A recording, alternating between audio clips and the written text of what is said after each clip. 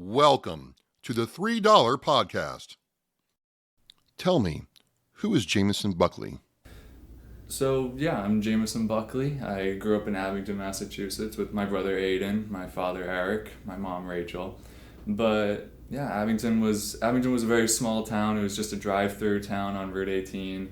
So you had to kind of make your own fun a lot. As a kid, I was always doing something with my friends, from running in the woods and exploring it to playing board games for hours inside, and then going on the Xbox or stealing my brother's computer when he wasn't home and trying to be on that as long as possible.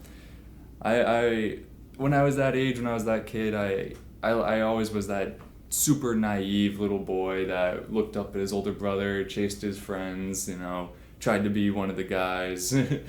I don't think he wanted me to be one of the guys most of the time, but I was there. And that led to me following him through a lot of his passions and stuff. And when he started getting more into computers and the delving into the software and the building and stuff, I was always very interested. For the longest time, I thought it was above my head. It was something only guys like Aiden could do, and I never was really like that. And until I took the leap, and I wound up like loving that stuff, and I'm on my computer every day now, from playing games to editing photos to doing something on some spreadsheet or AI software. It's all very interesting and very, very fun and more accessible than it seems to be. Why did the fashion industry interest you? It's hard to put my finger on what pushed me originally to fashion. Again, I want to credit it to Aiden. He started wearing this brand Obey, made by a guy named Shepard Fairey, who was an iconic graffiti and street artist back in the day, and I fell in love with it. It started from that little brother copying your older brother, doing everything he does, wanting to be like him, but it grew into really a passion for it, seeing where the art came from and the artists and where they came from. And then I started learning about the business side of it and how that was super interesting to me. And it started with starting a clothing company with my best friend and making one design for t-shirts and a website and never selling any. But that passion, and learning more about it, it grew into me going to school for fashion marketing. And because I've always been very interested in marketing, because it's, it's kind of like fashion, and you're using what people see to make them feel a certain way, and it's very interesting, the colors and everything. And so, yeah, I was in school for fashion marketing. Tell us about the conversation you and your dad had when you decided to work with him on LeadSpot. That was a fun conversation. That was a really good conversation. I hope I never forget that conversation. He was explaining what he was doing. He was working for a lead generation company. He was a salesman there. He's always been a salesman, the best salesman. And I remember him explaining how they would buy these leads and generate them for their customers and then sell them for a good markup. I don't want to say anything, but like too much on that. But the numbers, they just made sense. And, he was, like I said, always been a salesman. And my brother, like you said, and like I've been saying, he's a tech wizard. Like he's just so good with that stuff. And so I was at the time in school for marketing, and it all just kind of, the puzzle pieces fit together. And I was able to do what I was interested in for my family, and I was happy to do that. And seeing the writing on the wall with lead generation and seeing how it can make you some money, I was very excited for the opportunity. In your own words, what is lead generation? Lead generation to me is finding the right customer for the buyer. And the buyer for us, is all sorts of B2B companies, which, like Aiden was saying, is business to business. And so we'll sell HR solutions, payroll stuff, all sorts of stuff. And as long as it's another company buying it, and we find that company every time for them. That's really as simple as it is, What's it like working with an older demographic? It's definitely interesting. It's a fun dynamic, especially in my position where I'm the youngest and I'm marketing and financial. So I'm talking to a lot of people, be that on LinkedIn or be that sending invoices. It's interesting. At first it was intimidating, absolutely, being, a 20-year-old kid talking to high up executives and marketers and HR people that, seem like they have so much more to offer than you. But, as you do it and as you look beyond that curtain, you realize they're the same as you. Like, yeah, I'm maybe 20 years younger than some of these people, but it doesn't matter. They treat me like everybody else. They don't even care. Like, they don't think about it as long as they get what they want. So I might as well try to get what I want, and that's kind of how I think about it. It's not really on my mind that often anymore. Back in the day, back when we were first starting, every conversation was a hill I had to climb and a challenge, but it just is what it is. How do you adjust from being a son to working with your father? It's fun. Most days it's very fun, but there is those days where you can't quite turn off that relationship at the door, and some comment leaks through and strikes you, and it just takes communication 100% of the time. You have to be fully transparent with them and tell them how you're feeling if something cuts through or whatever, and that's all it is, and treat them like I try not to treat him like my father when we're here. I treat him like my boss, and I hope he does the same and treats me like an employee rather than his son, and doesn't give me special treatment or whatnot. But I definitely don't give him special treatment. I'm calling everybody out like all the time, and being the financials guy, a lot of the time I have to break some bad news or whatnot, but I think it's the right position for me. I've never had much issue cutting through that kind of relationship and just telling him what's what. Your relationship with your brother has also changed. Tell us about that.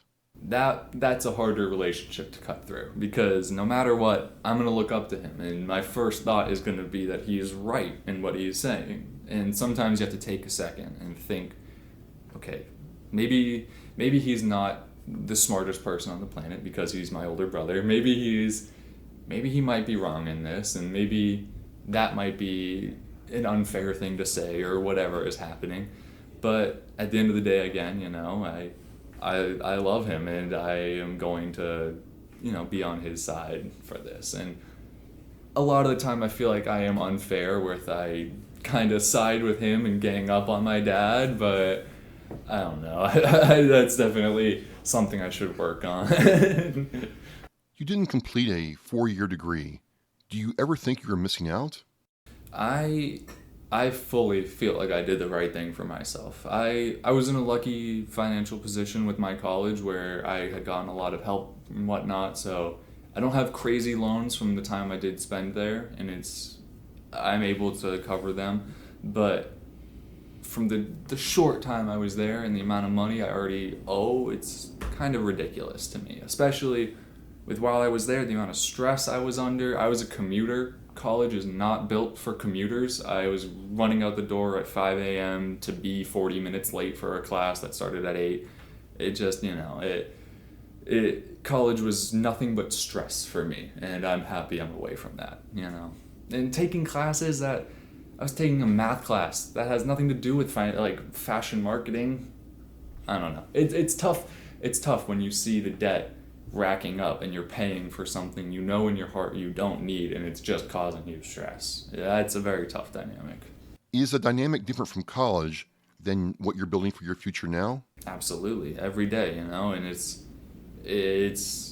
you see the progress, you see your future, how it could be if you put in that work, and it just gets you, it drives you to keep working every day as much as possible.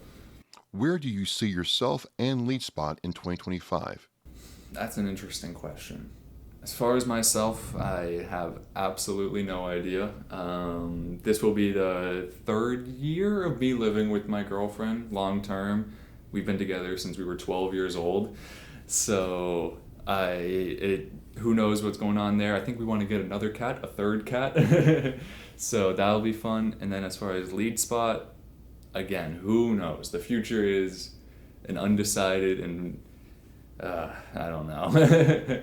But I have high hopes, and what we have heard and what we have seen in this industry, year three is usually explosive and really, really, really big for our types of companies. So I am just going to try as hard as possible, double as hard as I was last year, to make this one the most important year for LeadSpot.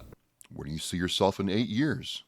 8 years, I'll be 28. So by then, I'll probably be married with a kid. That's kind of what our plan is, me and Angie. And man, I don't have no idea. That's a fun one. 8 years. So that will be 11 years of LeadSpot. So I think I'll be in a good spot in 8 years. How does your girlfriend of 12 years feel about you and LeadSpot? She's been nothing but supportive. She's a very interesting person in her own right. She's going to mortuary school right now, trying to become a mortician. So she kind of is on that same, not anti-school, but a school adjacent path where she is going to 2 years of schooling and then 2 years of apprenticeship. And so she fully understands where we're coming from. She doesn't have any expectations of me. She just wants me to be happy. And that's all I can ask for. What would you tell someone who's thinking about working with their parents? That's a fun question, because you have to, like I was saying earlier, cut through that relationship and weigh out that business. Do the numbers make sense for you to pivot your life? Because, not going to school and whatnot and taking on this business, it's a big pivot. But if those numbers make sense and it's a pivot you want to do it. Take advantage of the position you're in. Like, as a younger person, take advantage of that. It's very unique and it's very powerful in the business world.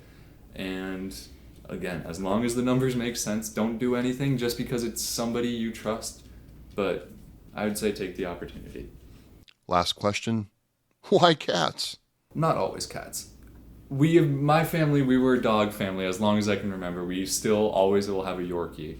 But one day my dad came home with a cat, a little tabby cat he found in his tire well one winter, and I fell in love. His name was Rooney, and sadly that cat got lost because he was a wild cat. That was an outdoor cat. He would come home with cuts and fights, and we would see him fighting in like the neighbor's yard. But my girlfriend, she's always had cats. They've always been a cat family. So whenever I'd go to visit, I would meet them, and over the time, I just fell in love. They're so much less work, so much cheaper than dogs, and they just, I love those guys. We have two right now, Sylvester and Delilah. I love them so much. How can people connect with LeadSpot? That's an easy question. So if we don't reach out to you first with our email campaigns, you can hit us up on LinkedIn, Reddit, YouTube, Twitter, or whatever it is. So many opportunities. But I think we'll hit you first.